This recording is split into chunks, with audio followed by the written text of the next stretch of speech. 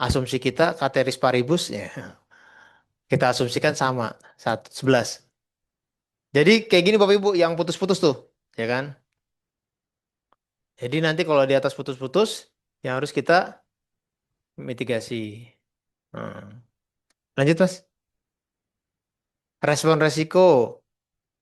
Respon resiko kan ini ya, RTP ya, rencana tindak pengendalian. Pertama harus proporsional, efektivitas biaya. Seandainya gini, seandainya Bapak Ibu mau bikin RTP terkait keterlambatan pelaporan. Tapi Bapak Ibu mau bikin aplikasi yang harganya 1 miliar. Kira-kira gimana? Laporan paling berapa sih keterlambatannya misalnya dengan apa cost and benefit analysis ya kan? Harusnya kita juga harus memperhatikan efektivitas biayanya. Jangan bikin RTP yang lebih tinggi biayanya dibandingkan manfaatnya. Nah, itu juga perlu kita pertimbangkan. Terus ketepatan waktu. Terus realistis kayak gitu. Lanjut. Ini terkait RTP. Nah, beberapa tindakan respon risiko. Ada menghindari, ya kan? Ada mentransfer. Kalau mentransfer biasanya kayak ini ya. Apa? Apa sih? Iya, asuransi ya. Nah, misalnya asuransi atau mengurangi atau menerima resiko. Menerima resiko ya udah, given aja kita nggak bisa ngapa-ngapain kayak bencana alam. Tapi respon kita bisa dua, bisa aktif, bisa pasif ya kan kalau bencana. Lanjut. Nah ini identifikasi belum ada. Ya? Lanjut. Oh, nggak ada. Ya? Nah, yang tadi, jadi kalau identifikasi kita mengidentifikasi resiko kita, sebab sama dampak. Kalau dianalisis nanti kita memberikan nilai kemungkinan dan dampaknya, ya kan. Terus kita juga nanti pas tahap analisis resiko kita juga mencantumkan pengendalian yang sudah ada atau existing controlnya itu apa aja. Apa bisa SOP atau peraturan atau misalnya regulasi atau Bapak Ibu sudah melakukan monitoring, nanti Bapak Ibu masukin ke dalam existing controlnya gitu. Terus nanti dianalisis juga ada namanya resiko residual ya, resiko-resiko sisa yang berasal dari resiko inherent dikurang dari resiko existing. Nah, ada yang tanya kemarin di kelas kemarin juga, Pak, resiko residual bisa lebih tinggi nggak dibandingkan resiko inherent? Bisa nggak? Hah? Harusnya nggak. Kalau itu yang terjadi, nah saya nanya dulu. Kalau misalnya resiko residual lebih tinggi dibandingkan resiko inherent, yang terjadi apa? Nah, berarti pengendaliannya itu malah memperumit, ya kan? Menimbulkan resiko baru. Nah, ya kan? Harusnya resikonya 12. Ada pengendalian. Nah, pengendaliannya ribet nih, memperumit. Akhirnya apa? Resikonya juga jadi lebih tinggi. Dan harusnya enggak secara teori. Harusnya dengan adanya pengendalian, nilai resikonya harusnya lebih turun. Bukannya lebih naik. Nah, kalau lebih naik nanti Bapak Ibu ada yang begitu, ada aja. Kan? Wah, nilai resikonya inherentnya 11. Ada pengendalian Bapak Ibu jadi 15 residunya. Ayo. Lanjut.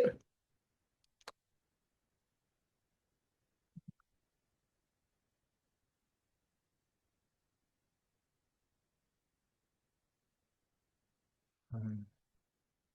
Lanjut sekarang terkait evaluasi resiko. Nah, evaluasi resiko nanti kita bandingkan kan nilai resiko residual dibandingkan sama selera resikonya seperti apa, ya kan? Nanti kalau udah kita dapat, nanti kita prioritaskan antara mitigasi dan enggak.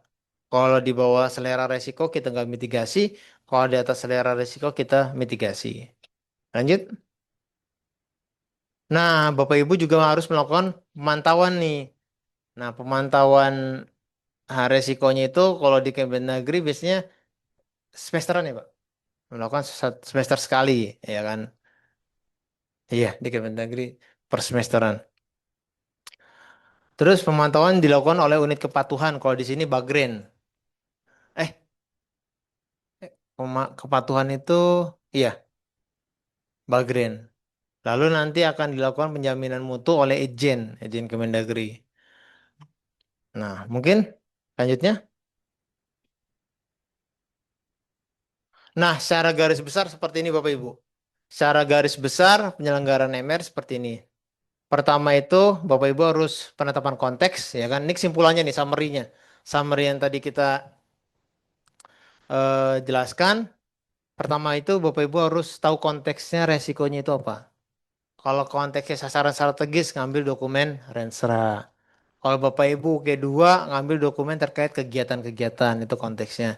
Setelah Bapak Ibu tahu kegiatan Bapak Ibu identifikasi masing-masing kegiatan tersebut. Resikonya apa aja. Satu kegiatan bisa 10 resiko, bisa. 20 resiko, bisa. Misalnya gitu. Satu resiko bisa. Nah, terus setelah Bapak Ibu identifikasi, nanti Bapak Ibu kasih nilai. Kemungkinan dan dampak. Dari mana? Dari Kemendagri. Tadi udah saya kasih tahu kan. Nah, kapan kalau misalnya kejadiannya 5 kasih nilai berapa, kalau kejadian 10 kasih nilai berapa, kalau misalnya kegiatannya 1 tahun sekali kasih nilai berapa, itu tadi sudah saya kasih info. Terus setelah Bapak Ibu udah ngasih nilai kemungkinan dan dampak, terus Bapak Ibu sudah masukin juga pengendalian yang existing, nanti Bapak Ibu prioritaskan resikonya, ya kan? Dari nilai resiko yang paling tinggi ke resiko yang paling rendah. Setelah itu nanti Bapak Ibu cari penyebab hakiki dari resiko tersebut. Root cause analysis ya kan. Pakai terserah Bapak Ibu pakai apa? Pakai 5 why atau banyak metodenya tuh. Setelah Bapak Ibu dapat penyebab, Bapak Ibu baru bikin RTP-nya. RTP-nya tadi macam-macam kan. Harus lihat cost and benefit-nya. Harus di bawah kewenangan Bapak Ibu, ya kan? Harus lihat anggaran dan SDM-nya. Setelah itu nanti Bapak Ibu lakukan pemantauan atas resiko tersebut. Apakah resiko tersebut benar-benar terjadi apa enggak? Ya kan? Kalau misalnya benar-benar terjadi, berapa kali terjadinya? Berarti itu nanti buat penilaian di tahun berikutnya. Nah, ketika benar-benar terjadi pelaksanaan dan nilainya itu nanti akan menjadi nilai aktual. Kan tadi itu kan baru judgement ya, baru kira-kira. Nanti akan menjadi nilai aktual. Nah, baru nanti nilai tersebut akan kita posting ke tahun berikutnya. Jadi nanti Bapak Ibu, ketika Bapak Ibu sudah pakai aplikasi ini, resiko sekarang itu Bapak Ibu nggak usah input lagi. Langsung kita posting kayak neraca Bapak Ibu. Ya kan? Neraca. Jadi resiko-resiko yang kita posting ke tahun berikutnya yang jadi saldo awal adalah resiko-resiko yang di atas selera resiko. Yang di bawah selera resiko kita nggak lanjutkan ke tahun berikutnya. Tahun berikutnya nanti saldo awalnya ditambah resiko-resiko baru. Resiko-resiko baru yang akan muncul. Itu nanti jadi resiko awal dari tempat Bapak Ibu. Makanya ini ujung-ujungnya nanti aplikasi. Ujung-ujungnya aplikasi. Dan kami sudah bikin format semirip mungkin aplikasi sehingga nanti Bapak Ibu tinggal copy paste saja. Nah, oke? Oke. Lanjut. Nah, sekilas terkait aplikasi ya Pak. Nah, tak kenal tak sayang. Kalau saya tak kenal ya nggak apa-apa, nggak harus kenal. Risk Management Information System ini yang nanti Bapak Ibu harus pakai nih. Nanti ujung-ujungnya format Bapak Ibu nanti kita masukkan ke dalam sini, ke dalam aplikasi ini. Next. Nah, sekilas aplikasi RMIS membantu instansi dalam mengidentifikasi, mengevaluasi, dan mengelola resiko, mengumpulkan data resiko, dan dianalisis secara sistematis, lalu melacak tindakan yang dilakukan untuk mengurangi resiko, dan memonitoring keterjadian resiko. Nah, jadi nanti di sini ada salah satu bentuk barcode untuk melaporkan keterjadian resiko. Next,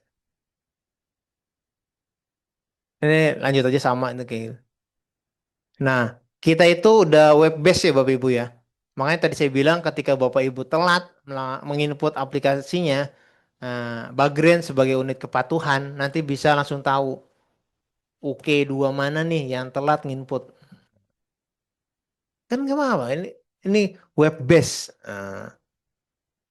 Ini juga kita kemarin kena hack nih Bu. Jadi ketika kemarin PDN kena hack, salah satunya ini. Ini kena hack juga. Tapi karena BPKP sudah melakukan mitigasi resiko, BPKP sudah membackup database-nya. Jadi hanya berapa persen yang hilang. Nah itu salah satu bentuk mitigasi resiko gitu Bapak Ibu. Kita nggak tahu ke depannya mau ngapain, ya kan? Ke depannya mau apa? Tapi kita hanya bisa meminimalisir. Supaya kalau ada apa-apa, kita ada plan A, plan B. Nah itu salah satunya nih. Ketika PDN kena hack, kita sudah ada backup mitigasi resikonya. Lanjut. Nah, kalau Bapak Ibu iseng-iseng nggak bisa tidur, ya kan, daripada nonton Korea, misalnya kayak gitu. Oh, misalnya, Bapak Ibu. Apalagi sekarang film Cina kan. Nah, drakor Cina kan. Nah, Bapak Ibu bisa buka-buka tuh rmis.bpkp.id. Ah, saya penasaran nih. Saya orangnya rasa ingin tahunya tinggi. Nggak bisa tidur kalau nggak belajar, misalnya kayak gitu. Bapak Ibu bisa buka-buka nih rms.bpkp.id.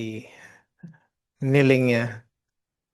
Terus, nah, aplikasi kami itu eh, customize Bapak Ibu.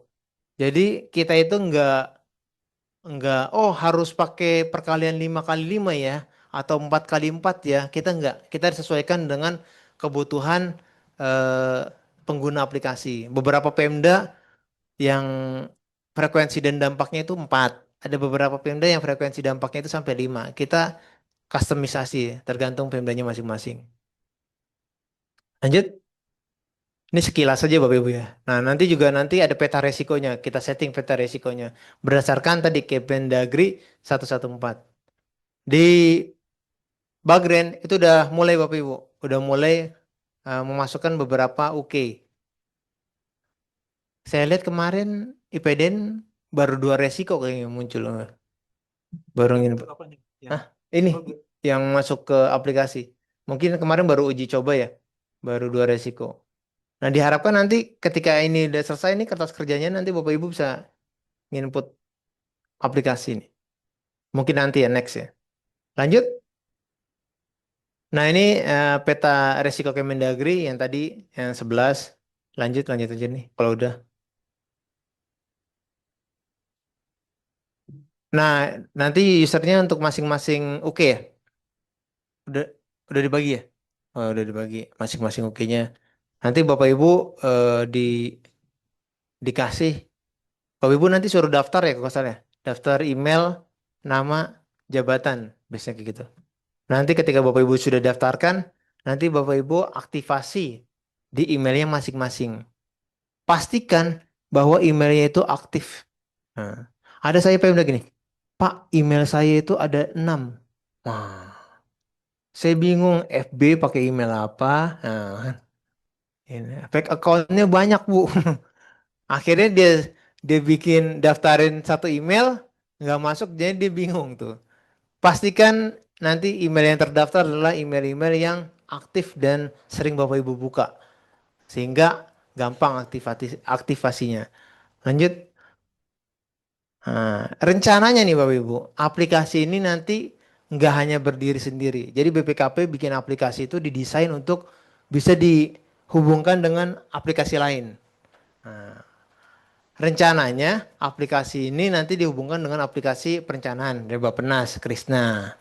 Ya, terkait nanti konteksnya ya kan.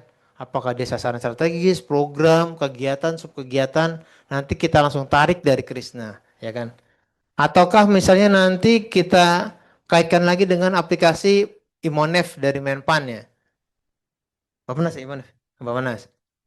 Dan dikaitkan sama aplikasi SPP, Integrity. Jadi nanti kita kaitkan aplikasi ini dengan aplikasi-aplikasi dari KL yang lain. Lanjut. Nah, nanti secara garis besar seperti ini Bapak Ibu. Dan mulai dari perencanaan sampai pengendalian Itu nanti kita hubungkan. Lanjut.